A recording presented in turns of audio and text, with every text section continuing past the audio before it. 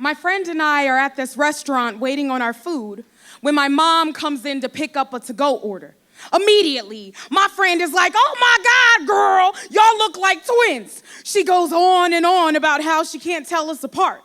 All things I've heard before. I just don't tell her how hard it is to wear the face of my abuser.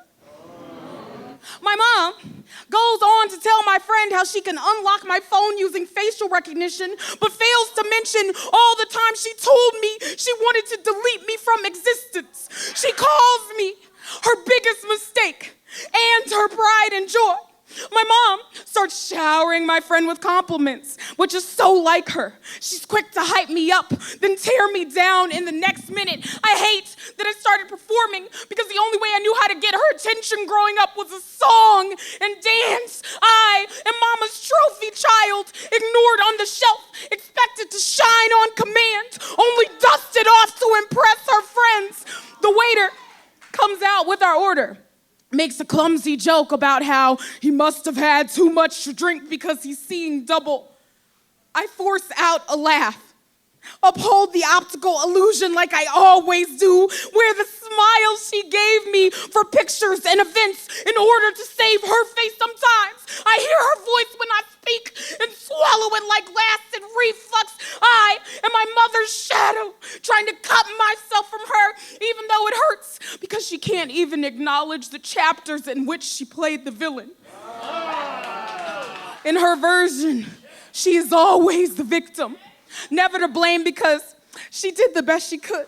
Family violence is treated like the ice cubes kicked under the fridge if there are no bruises to prove it. Y'all, CPS came for me 3 times, but my mother knows how to put on a show. As funhouse finesse, I found myself wanting to be taken, but loved her enough to not be an aid in my own rescue. When people say I'm her clone, I see it too. Maybe that's why her boyfriend started raping me. He just couldn't tell us apart.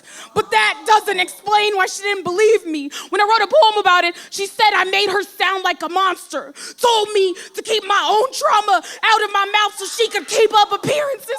I've got body dysmorphia because nobody notices the difference between our flaws and beauty marks. My mom shakes my friend's hand. She says, "I love you," and I lie and also admit I love her too.